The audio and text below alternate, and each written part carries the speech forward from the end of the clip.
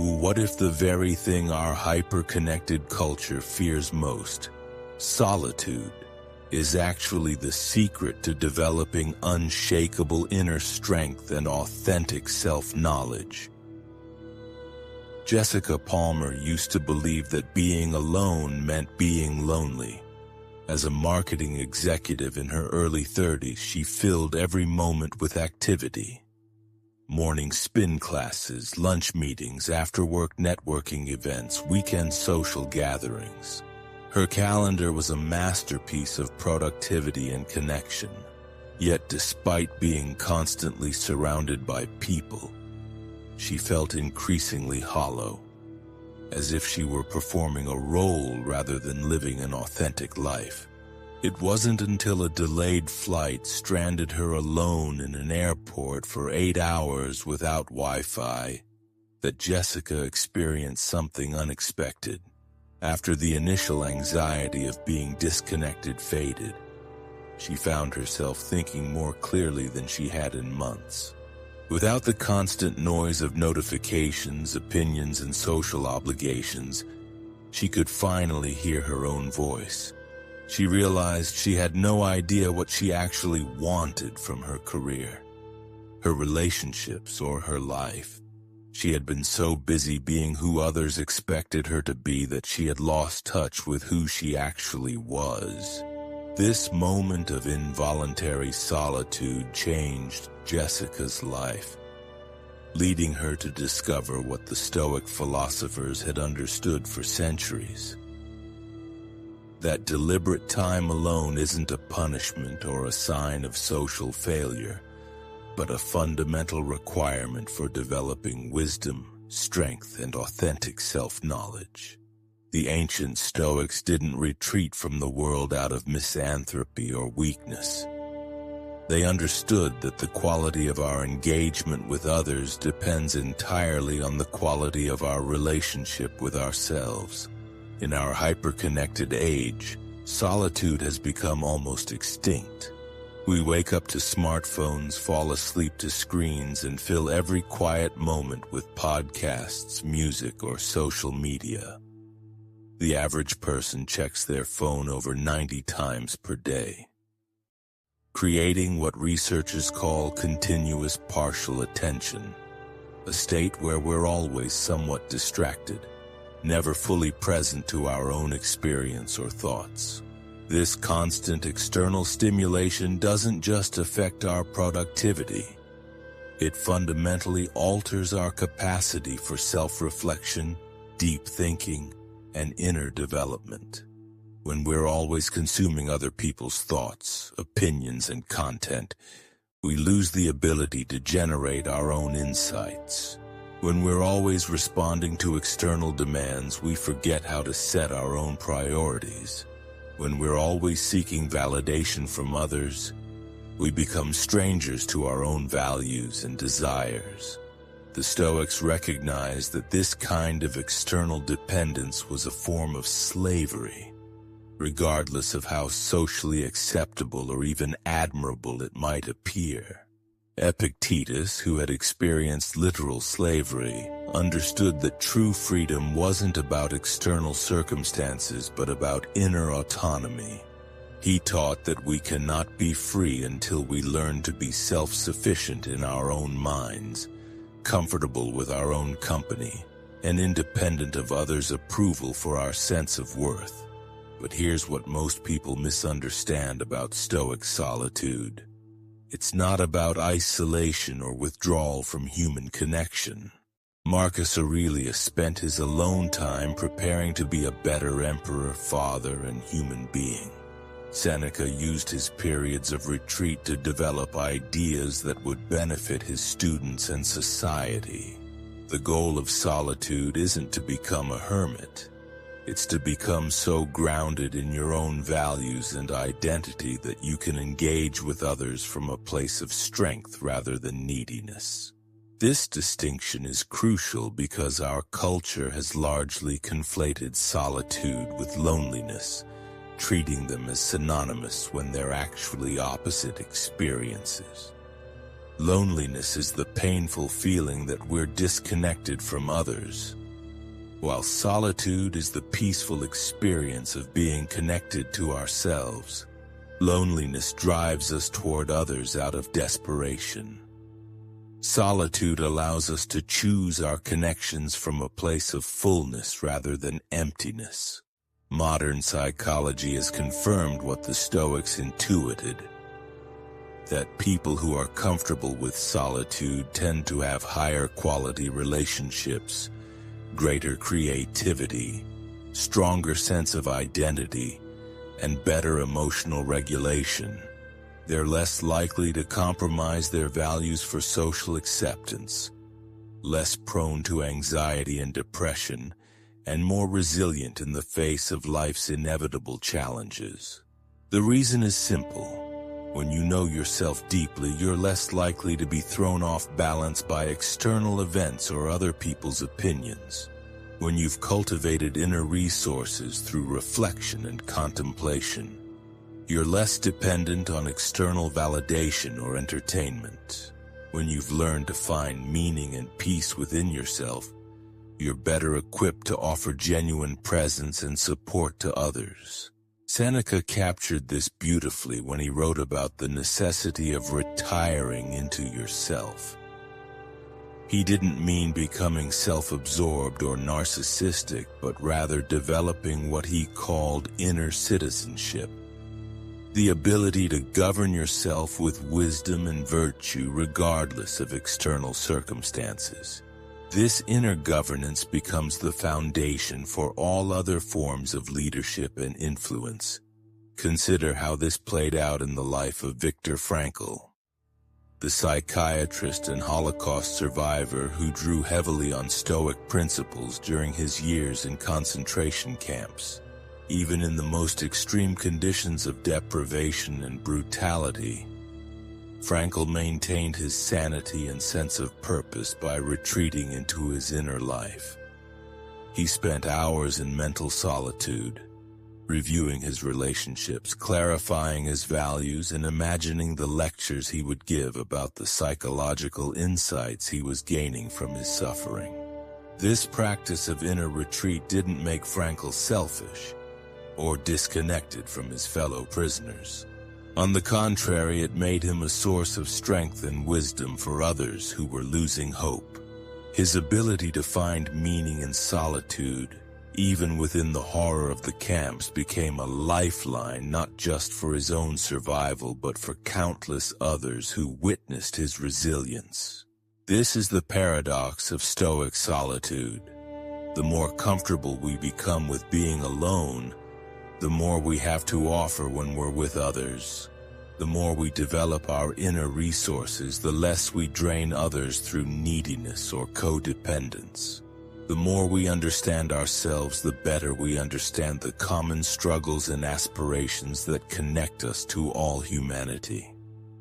The ancient Stoics identified several distinct types of solitude, each serving different purposes in the development of wisdom and character. Understanding these differences helps us move beyond the simplistic view that all alone time is the same, recognizing instead that how we use solitude determines whether it strengthens or weakens us. The first type is what we might call reactive solitude, the withdrawal that happens when we're hurt, overwhelmed, or angry. This is the solitude of the person who shuts down after an argument, the employee who eats lunch alone after being criticized, or the individual who isolates themselves after a romantic rejection. While this kind of retreat can provide temporary relief, it often reinforces victimhood and resentment rather than promoting growth. The second type is passive solitude, the default state of being alone without any particular intention or awareness. This includes mindless scrolling through social media while physically alone, binge-watching television series, or simply killing time until the next social obligation. This type of solitude might provide rest, but it doesn't contribute to self-knowledge or character development. The third type, which the Stoics cultivated deliberately, is active solitude. Intentional time alone dedicated to reflection, contemplation, and inner development. This is the solitude of Marcus Aurelius writing in his journal, Epictetus examining his day's actions and thoughts, or Seneca contemplating philosophical questions that would improve his understanding of virtue and wisdom. Active solitude requires what the Stoics called prosouche, a kind of spiritual attention or mindfulness that transforms alone time from mere absence of others into presence with ourselves. This attention allows us to observe our thoughts without being swept away by them, to examine our emotions without being controlled by them, and to clarify our values without being influenced by external pressures. Let me share the story of Michael Torres, a software engineer who discovered the power of active solitude during a particularly challenging period in his career. After being passed over for a promotion he felt he deserved, Michael's initial reaction was typical reactive solitude. He withdrew from colleagues, declined invitations to team lunches, and spent his evenings nursing his resentment while playing video games. But after weeks of feeling worse rather than better, Michael remembered something he'd read about Stoic practices and decided to experiment with a different approach. Instead of using his alone time to ruminate on perceived injustices, he began dedicating 30 minutes each evening to what he called inventory time, examining his day's actions, thoughts, and reactions through the lens of Stoic principles. During these sessions, Michael asked himself questions like, where did I act according to my values today, and where did I fall short? What assumptions am I making about my boss's motivations that might not be accurate? What aspects of this situation are within my control, and how can I influence them positively? What would I need to change about my approach to earn the promotion I want? This shift from passive wallowing to active reflection transformed Michael's experience of solitude and eventually his entire career trajectory. Instead of remaining stuck in victimhood, he used his alone time to develop greater self-awareness, clearer communication skills, and a more strategic approach to professional development. When the next promotion opportunity arose, he was ready not just with better technical skills, but with the kind of mature leadership presence that comes from deep self-knowledge. The difference between reactive, passive, and active solitude illustrates a fundamental Stoic principle: that the same external circumstances can produce completely different outcomes depending on how we approach them internally. Solitude itself is neutral. What matters is the quality of consciousness we bring to it. This quality of consciousness is what the Stoics called the view from within. The ability to observe our own mental processes with clarity and compassion. Unlike the view from above that we discussed in our previous exploration of mental toughness, the view from within is about developing intimacy with our own thoughts, emotions, and motivations, without judgment or defensiveness.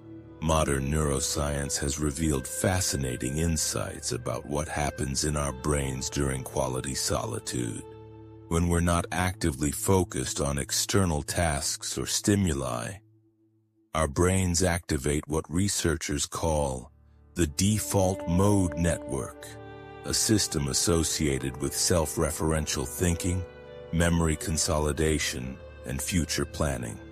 This network is crucial for developing what psychologists call autobiographical reasoning, the ability to construct coherent narratives about our experiences and identity.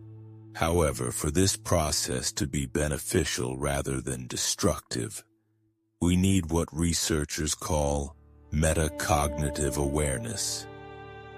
The ability to observe our thoughts and feelings without being completely identified with them.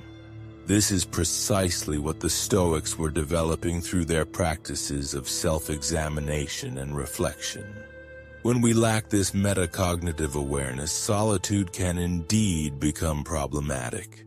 Without the skill to observe our mental processes objectively, alone time can amplify anxiety, depression, and rumination. We become trapped in negative thought loops, catastrophic scenarios, or endless replaying of past mistakes. This is why some people genuinely struggle with being alone. They haven't developed the inner skills necessary to make solitude productive rather than destructive. The Stoics understood that developing these skills requires practice, just like any other form of strength training. Marcus Aurelius didn't begin his reign as emperor with perfect equanimity and self-knowledge. He developed these qualities through years of disciplined self-reflection and philosophical study. His meditations reveal a man constantly working to understand his own motivations, correct his mistakes, and align his actions with his deepest values.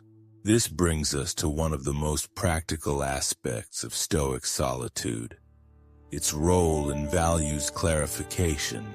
In our busy, socially driven lives, we often adopt values unconsciously, taking on the priorities of our family, profession, or social circle without examining whether they truly align with our authentic selves.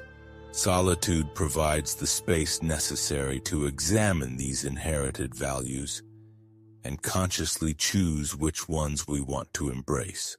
During his years of exile, Seneca wrote extensively about this process of values clarification. Removed from the social pressures and expectations of Roman society, he was able to examine which aspects of his previous lifestyle had contributed to his happiness and which had been mere social performance. This period of forced solitude became one of the most philosophically productive times of his life, producing letters and essays that continue to influence readers 2 millennia later. The question that often arises is, how do we distinguish between healthy solitude that builds character and unhealthy isolation that reinforces negative patterns? The Stoics provided clear criteria. Healthy solitude increases our capacity for virtue, enhances our ability to contribute to others, and strengthens our resilience in the face of challenges. Unhealthy isolation, by contrast, increases our resentment, reduces our empathy, and weakens our ability to handle life's difficulties. The practical cultivation of beneficial solitude requires understanding what the Stoics called the disciplines of the mind. Specific mental practices that transform alone time from mere isolation into active character development. These aren't meditation techniques in the modern sense, but rather systematic approaches to self-examination and reflection that build inner strength and wisdom. The first discipline is what we might call thought archaeology, the practice of examining our beliefs and assumptions to understand their origins and validity. Most of us carry ideas about ourselves, others, and the world that we've never consciously chosen. We inherit these beliefs from family, culture, early experiences, and social conditioning, often without realizing how profoundly they shape our perception and choices. During periods of solitude, the Stoics would systematically examine these inherited beliefs, asking questions like, why do I believe this? Where did this idea come from? Is it actually true, or is it just familiar? How does this belief serve me, and how does it limit me? What evidence would I need to change my mind? This process isn't about becoming cynical or rejecting all inherited wisdom, but about consciously choosing which beliefs to embrace rather than simply accepting them by default. Consider the case of Dr. Rachel Kim, a physician who discovered during a sabbatical year that many of her deepest assumptions about success and happiness were creating unnecessary suffering in her life. Having grown up in a family where professional achievement was the highest value, Rachel had never questioned the belief that her worth was determined by her career accomplishments. It took months of solitary reflection to recognize how this belief was driving her toward burnout and preventing her from enjoying the very achievements she had worked so hard to attain. Through systematic self-examination, Rachel traced this belief to specific family messages, cultural expectations, and early experiences. More importantly, she began to develop new beliefs based on Stoic principles, that her worth was inherent rather than earned, that virtue was more important than external recognition, and that sustainable success required balance rather than constant striving. This shift in foundational beliefs transformed not just her relationship with work, but her capacity for genuine satisfaction and peace. The second discipline is what the Stoics called the practice of attention. Learning to observe the constant stream of thoughts, emotions, and reactions that make up our inner experience.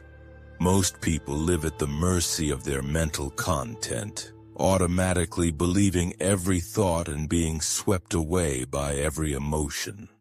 The Stoics understood that freedom begins with the recognition that we are not our thoughts. We are the awareness that observes our thoughts. This practice requires developing what modern psychology calls cognitive diffusion, the ability to step back from our mental content and see it as mental activity rather than absolute truth. When Marcus Aurelius wrote, "You have power over your mind, not outside events. Realize this and you will find strength," he was pointing to this fundamental distinction between the observer and the observed within our own consciousness.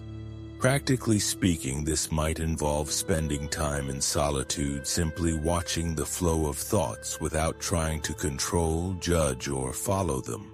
Notice how thoughts arise spontaneously, how emotions shift and change, how the mind creates stories and scenarios that may have little relationship to present reality. This observation isn't passive but actively curious, like a scientist studying an interesting phenomenon. The third discipline is future self-dialogue, a practice where we imagine conversations with our future self, seeking guidance from the person we're becoming rather than being trapped by the limitations of who we currently are. The Stoics understood that we contain within ourselves the potential for wisdom, courage, and virtue, even if these qualities aren't fully developed yet. During periods of reflection, you might ask, what would the person I want to become do in this situation? How would my wisest, most courageous self handle this challenge? What advice would my future self give me about this decision? This isn't about wishful thinking or fantasy, but about connecting with our highest potential and allowing it to guide our current choices. Let me tell you about James Wright, a recovering alcoholic who used this practice during his early sobriety. Instead of being overwhelmed by the person he had been during his drinking years, James spent time in daily solitude connecting with his future sober self, imagining the clarity, peace, and authentic relationships that sobriety could bring. When faced with triggers or difficult emotions, he would ask what his 1-year sober self or his 5-year sober self would want him to do.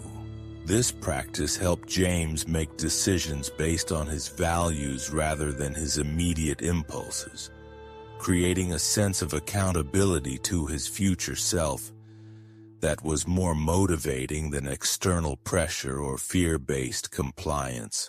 Years later, James credited these solitary dialogues with his future self as crucial to maintaining his sobriety and developing genuine self-respect. The fourth discipline is virtue testing, using solitude to examine how our daily actions align with our stated values and identifying areas where we can improve. The Stoics believed that virtue wasn't just an abstract concept, but a practical skill that required constant practice and refinement. This might involve reviewing the day's interactions and asking, where did I act with courage? And where did I choose comfort over growth? When did I practice justice, and when did I prioritize my own convenience over fairness? How did I demonstrate temperance, and where did I overindulge or act impulsively? When did I seek wisdom, and when did I operate from ignorance or assumption? The goal isn't self-flagellation, but honest assessment that leads to specific improvements. If you notice that you consistently avoid difficult conversations, you might commit to practicing courage by having one challenging but necessary conversation each week. If you realize you often interrupt others or dismiss their opinions, you might focus on developing the virtue of patience and genuine listening. The fifth discipline is what I call presence practice. Learning to be fully present with whatever arises during solitude without immediately trying to fix, change, or escape it.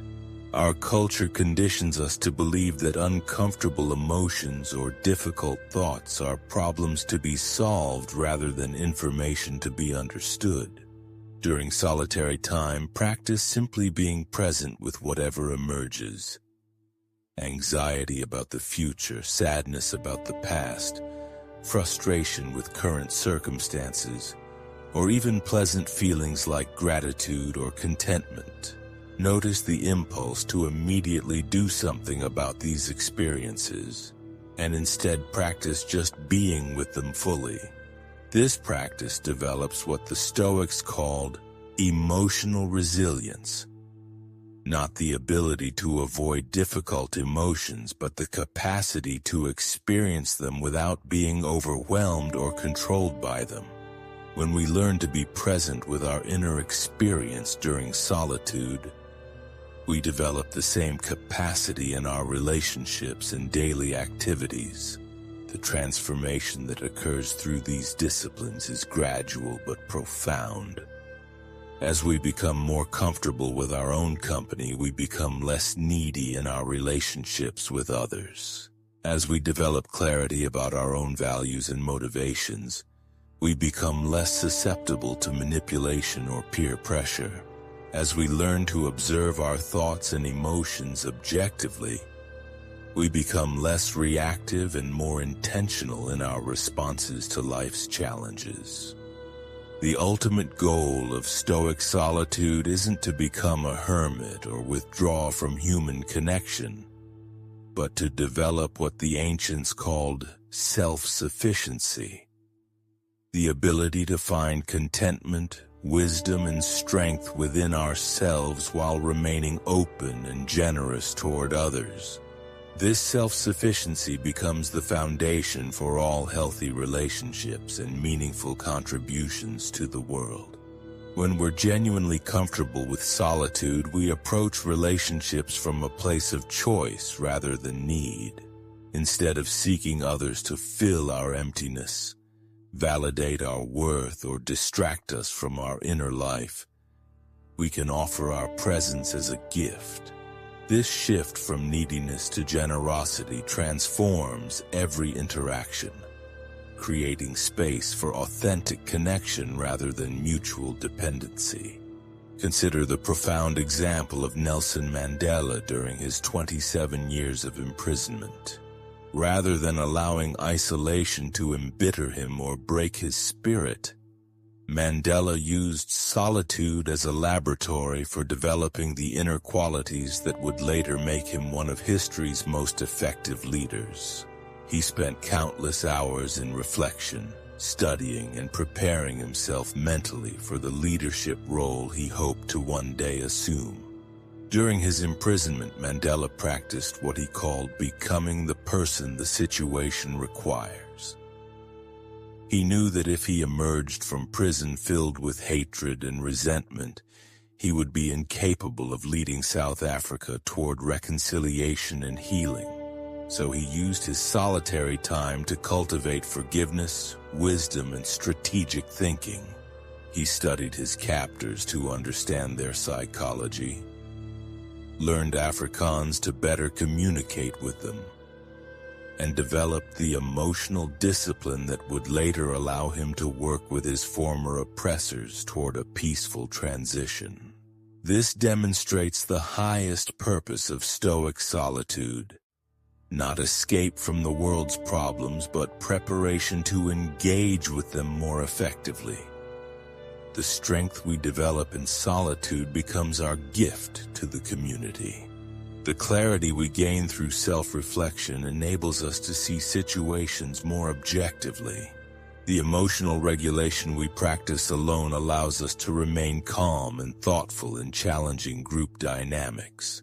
But let's address the common fear that embracing solitude will make us antisocial or disconnected from others.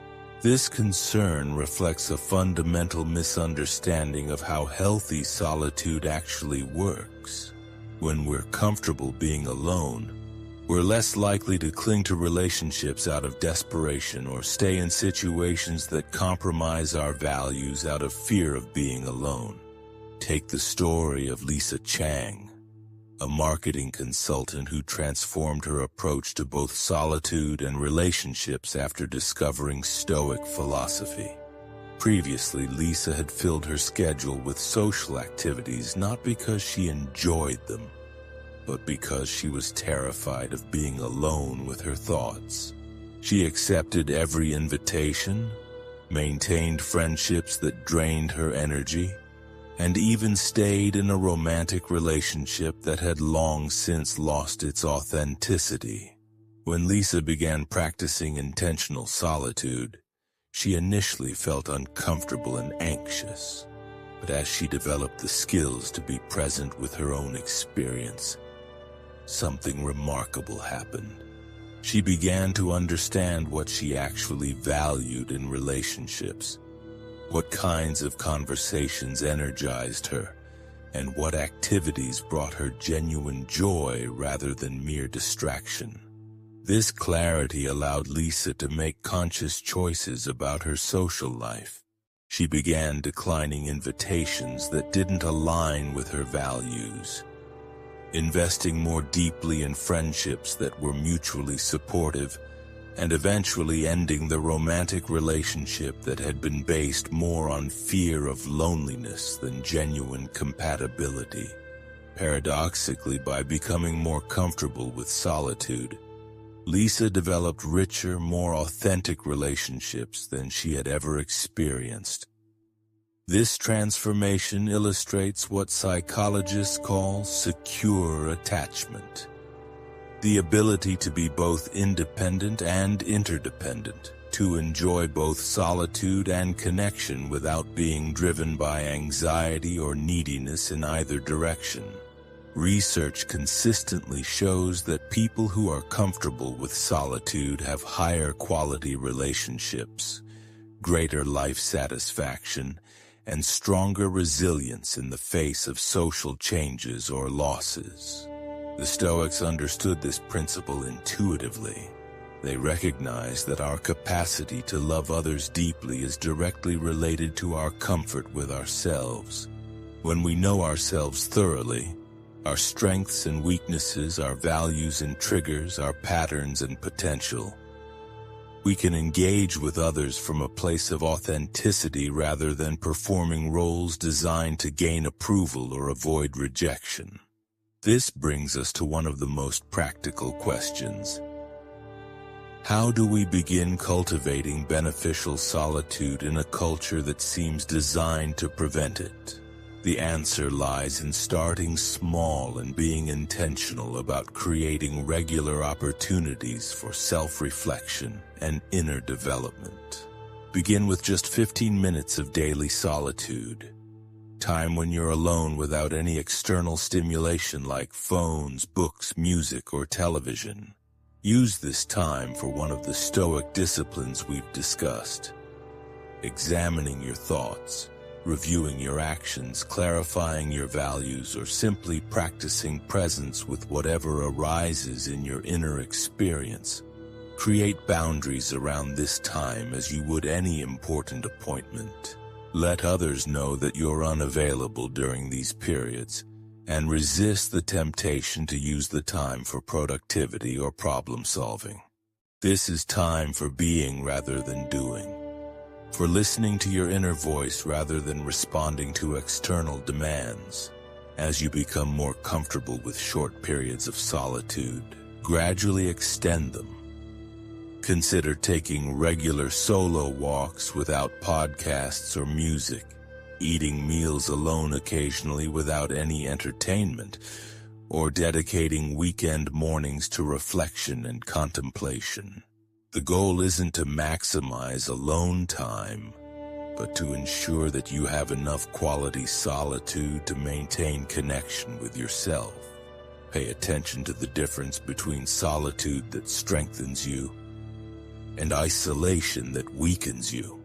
Beneficial solitude leaves you feeling more centered, clear, and capable of engaging meaningfully with others.